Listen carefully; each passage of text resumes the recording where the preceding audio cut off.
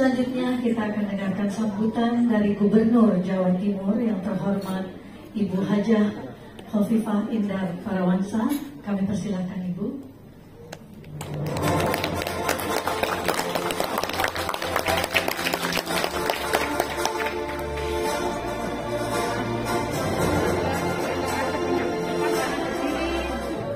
Assalamualaikum warahmatullahi wabarakatuh. Waalaikumsalam warahmatullahi wabarakatuh. Selamat sore.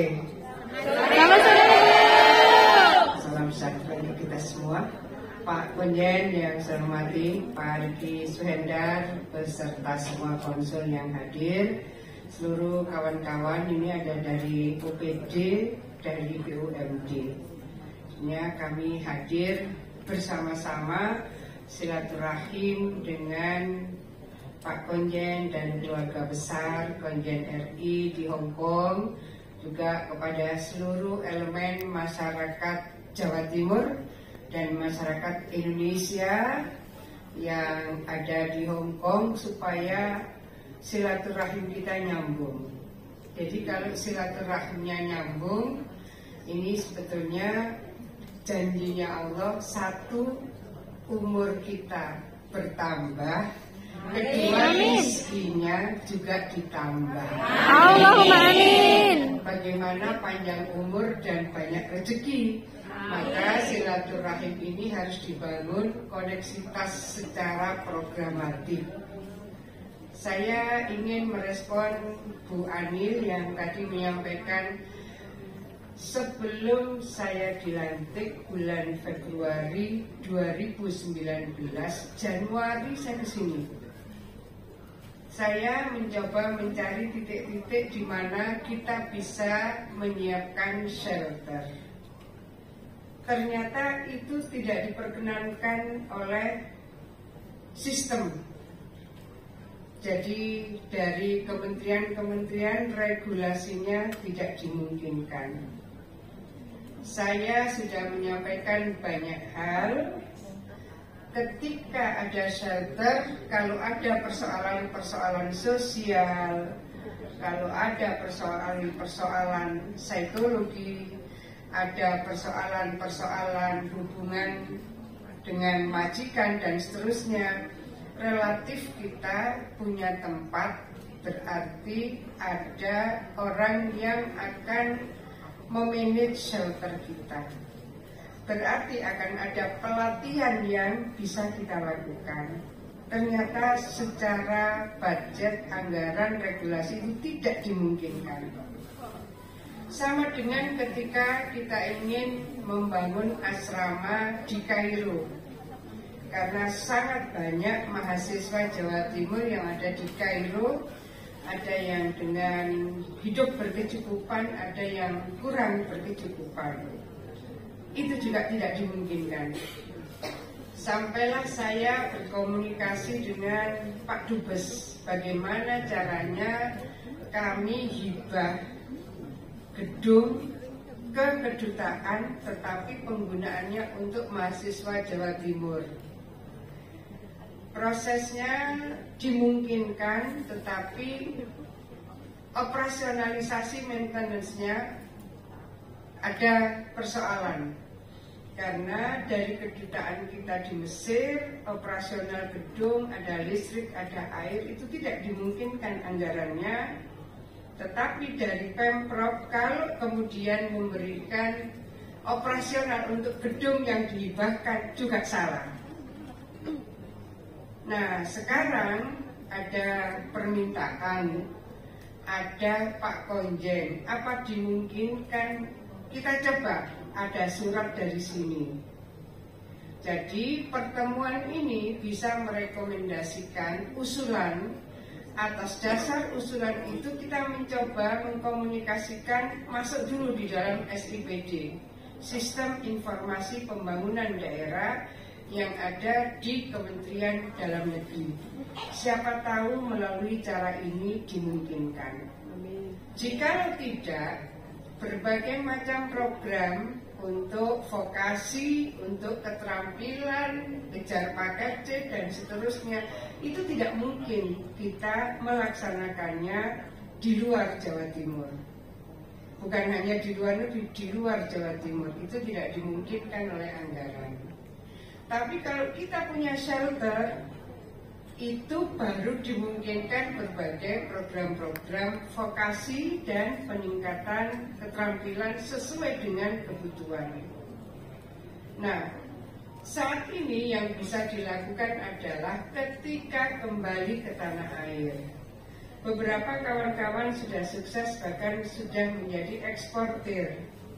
Mereka punya asosiasi bagi PMI. Ini bisa. Tapi kan mungkin keinginannya Bu Anil yang tadi juga arahan Pak Konjen itu di sini sudah ada persiapan. Sehingga ketika kembali pulang itu sudah mapan. Saya akan melakukan ini. Skillnya sudah diperoleh saat di sini sebelum kepulangan. Nah, hari ini secara regulasi yang tidak dimungkinkan ketika dilakukan di sini. Yang dimungkinkan adalah setelah kembali. Katakan kita ini Bu Andro, sebelahnya Pak Konjen. Bu Dr. Andromeda ini Kadis UMKM. Salah satu BLK UMKM yang ada di Karanglo, Malang itu kerjasama dengan Shopee. Saya menyebut nama brand ini. Pak Yegan, owner dari holdingnya Shopee, holdingnya itu C Group, Southeast Asia Group. Orang Singapura datang ke gedung Negara Gerahadi, kita cocokkan. Jadi yang ada di kampus UMKM Shopee di Malang, satu batch bisa 40 orang selama 3 bulan. Jadi ketika saya cocokkan sama Pak Yegan, kalau sudah 3 bulan terus mereka bisa apa? Itu pertanyaan saya. Pak Yegan bilang pokoknya mereka akan jadi top marketer. Karena memang proses penjualannya sudah harus berbasis online. Nah, Shopee ini punya transfer digital. Jadi kalau ini kita bisa melihat bahasa Indonesia yang WA kita suka disingkat-singkat. Barang ini tidak ada, BRG, TDK ada. Itu bisa diterjemahkan. Kan biasa itu. WA terus disingkat-singkat gitu. Itu bisa ditranslate ke dalam 37 bahasa. Kok banyak? Karena misalnya ada Mandarin, ada Kanton di sini lebih banyak, kemudian ada Latin Amerika dan seterusnya. 37 bahasa, luar biasa. Tapi kan ini adanya di Karanglo, Malang. 3 bulan, 40 orang satu batch itu semua free of charge. Nah, ada cara memotret barang. Kalau misalnya tidak diajari cara memotret barang bagus bisa tidak bagus. Nah, kalau memotret bukan barang tidak bagus jadi bagus, tapi bisa sesuai dengan aslinya. Jadi ini mau 3 dimension. Kalau bagaimana memotret 3 dimensi, bagaimana memotret 4 dimensi, bagaimana sudut mana, sehingga orang yang akan membeli barang yang kita tawarkan itu yakin. Selain ingredient, kontennya, tapi juga fotonya. Itu diajari cara motret. Lalu bagaimana menjadi top marketer? Memasarkannya diajari public speaking. Nah, public speaking ini kan tidak semua orang punya keterampilan untuk public speaking. Maka ada ruangan khusus untuk belajar public speaking. Jadi lewat live streaming. Kalau live streaming, ini misalnya ada alumni PMI Hong Kong ikut itu, produknya pasti sudah akan tersosialisasikan bagi PMI Hong Kong, PMI Taiwan, PMI Malaysia, dan semua, tidak hanya PMI tentunya. Tapi kan ini sinergitas di antara PMI memang luar biasa. Nah, apa yang sebetulnya bisa kita cari sinergitas yang lebih real, Pak Konjen? Yang lebih real, kemudian regulasinya itu dibenarkan. Jadi menurut saya salah satu hal, karena itu kawan-kawan sekalian, saya ini sangat lama bersahabat, berkomunikasi dan cukup dekat dengan PMI dari berbagai negara. Dulu di tahun-tahun 99, tahun 2000, saya 6 bulan sekali ke Victoria Park. Di Victoria Park itu kalau ada kawan-kawan kita di situ, Bapak Viva, kawan-kawan di situ, Bapak Viva, sudah. Pokoknya tiap semeter mereka kenal saya. Di Taman Taan Taiwan juga begitu. Di Taman Taan Taiwan, kalau sekarang di Central Station ya, Station Center itu kalau hari Sabtu Minggu itu juga pasti lebih 5.000-an di situ. Taman Taan juga begitu. Saya ke Taman Taan itu kalau 1 meter sudah pasti banyak yang kenal saya. Artinya kebersahabatan saya dengan, maaf dulu TKW, PMI itu luar biasa. Saya agak sering kalau ke Jeddah, pulang umroh, pulang haji, saya mampir ke Safar, Konjen. Karena di situ ada kawan-kawan kita yang nggak tahu overstay atau apa, dan seterusnya. Di beberapa negara Timur Tengah yang lain juga begitu. Nah, overstayers ini kan problemnya banyak. Di antara para overstayers di Malaysia sangat banyak. Problemnya beragam. Masing-masing negara tujuan problemnya bisa beragam. Tapi tetap menurut saya shelter menjadi penting. Kita punya lembaga untuk bisa memberikan ruang pendidikan bagi anak-anak pekerja migran di beberapa titik di Malaysia. Tetapi bahwa itu ilegal.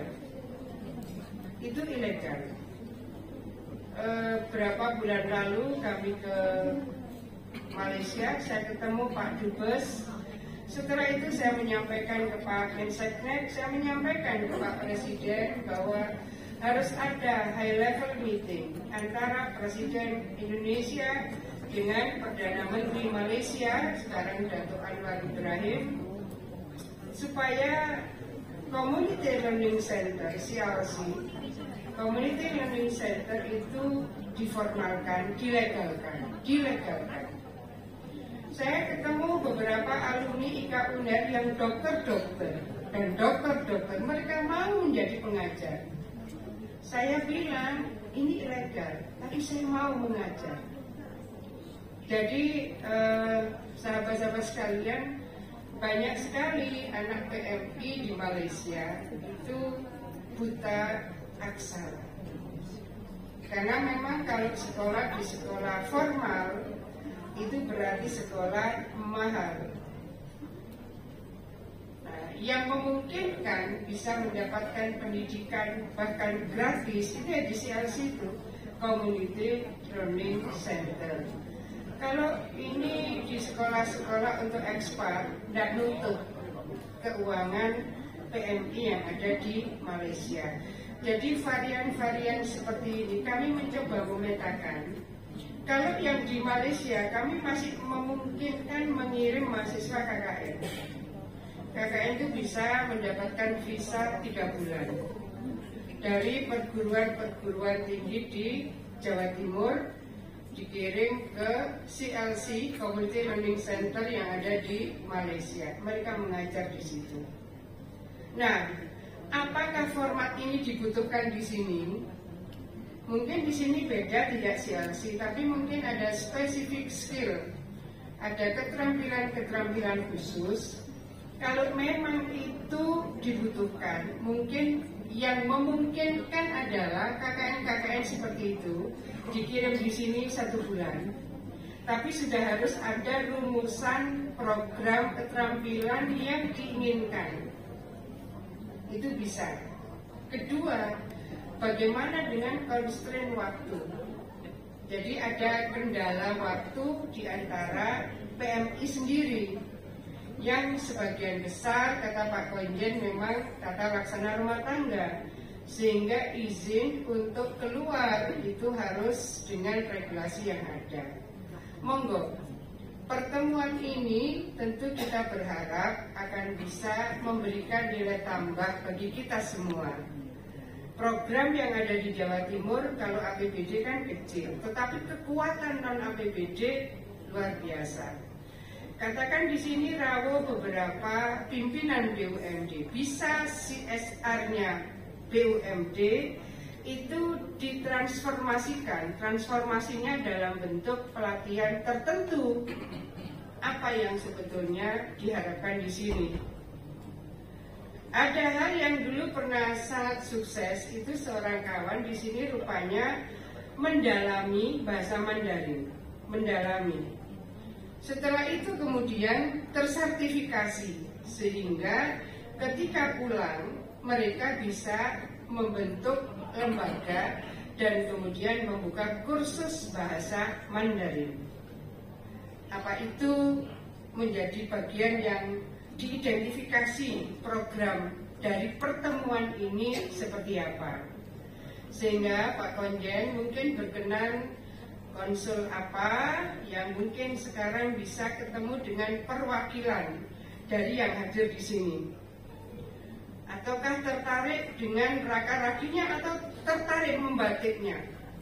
Loh, kalau tertarik membatik kan kita kirim tim untuk bisa mencanting desain batiknya apa. Karena kalau sudah di Jawa Timur pulang itu nggak bisa nabrak-nabrak begitu. Oh, kalau Malang itu seperti ini, kalau Kediri seperti ini, kalau Madura seperti ini.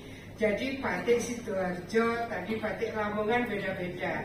Kalau panjenengan, kalau tadi misalnya dari Tulungagung, kan Tulungagung itu agak dekat dengan format Pacitan, pakemnya. Kalau panjenengan Tulungagung tiba-tiba kemudian pakai format pakem Madura, itu pasti nabrak dengan ekosistem Tulungagung. Kalau nabrak dengan ekosistem Tulungagung, nanti orang cari batik Tulungagung kan pasti cari Tulungagungan. Orang akan cari batik Madura, ya pasti akan mencari pakem Madura. Nah, ini bisa diatur, tetapi bahwa harus ada kelompok. Jadi pakem Tulungagungan, terus tadi misalnya ada yang Jember, ada yang Kediri, beda-beda. Relatif beda, tetapi panjenengan tetap bisa mendapatkan ilmu dasar mencanting. Nah, sekarang ini sudah pakai elektrik cantingnya, sudah tidak lagi dibakar pakai tungku, sebagian besar sudah elektrik. Kalau memang ini salah satu kebutuhan, monggo, tapi tidak bisa menggunakan dana hibah Pemprov. Bisa menggunakan CSR BUMD yang sekarang rawuh di sini. Nah, monggo besok pagi ada acara. Kalau setelah ini ada yang didhawuhi Pak Konjen, ada perwakilan dari panjenengan yang rawuh, kemudian merumuskan kira-kira format untuk skill yang kira-kira memberikan manfaat seperti apa. Tentu harus dilihat waktunya panjenengan semua. Apakah di antara panjenengan bisa punya waktu lebih longgar?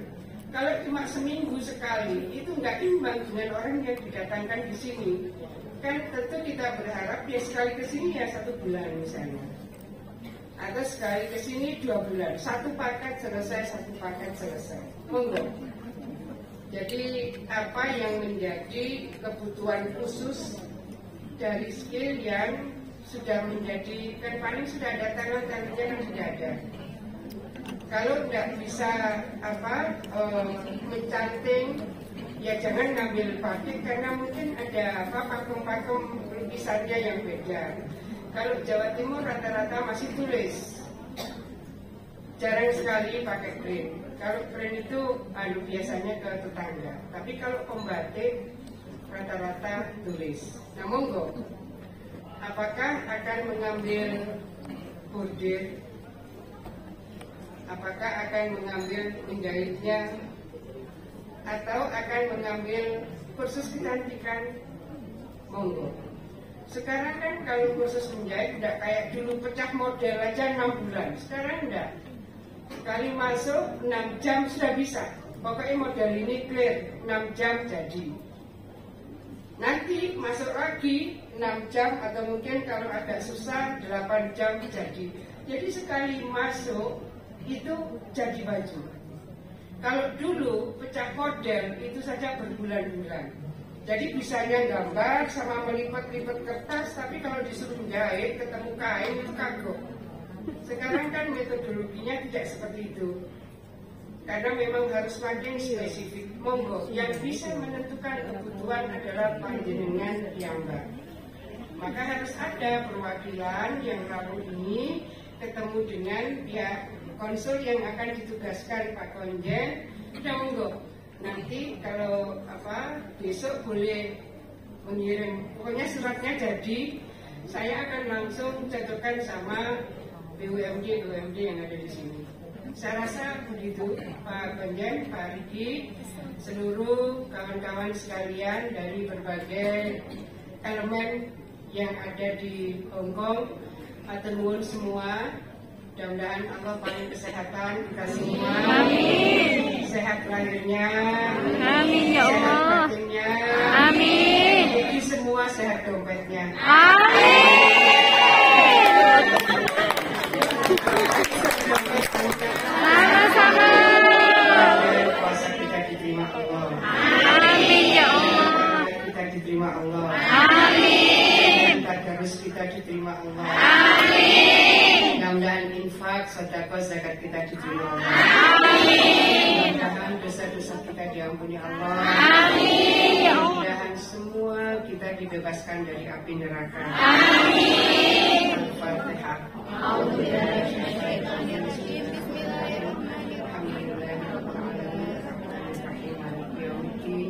Iyyaka na'budu wa iyyaka nasta'in. Ihdinas siratal mustaqim.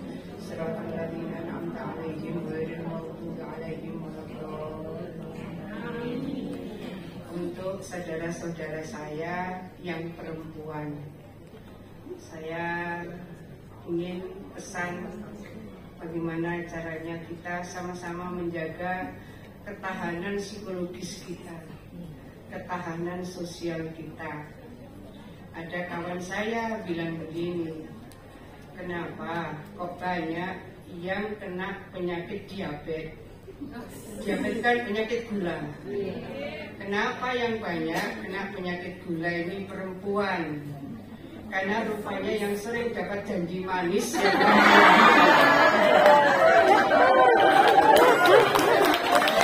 baca. Iya, itulah. Iya, Pak, iya. Saya kok nggak seneng toh dijanji-janjiin manis. Janji manis saya gombal sih. Ya, itulah Pak Direktur Kriminal Khusus saat ini masih di Hongkong.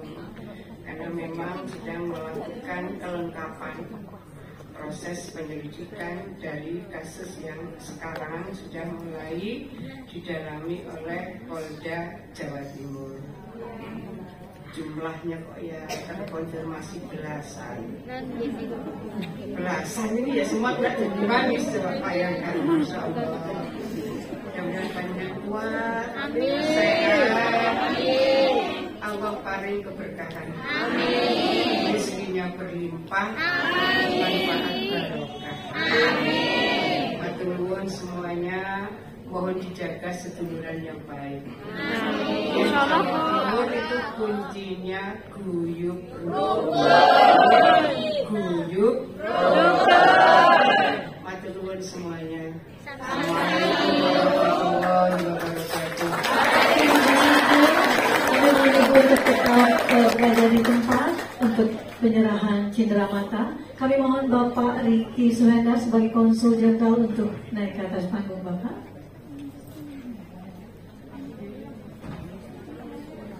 Penyerahan pertama cenderamata dari Ibu Khofifah Indar Parawansa kepada Konsul Jenderal Republik Indonesia Bapak Riki Suhendar.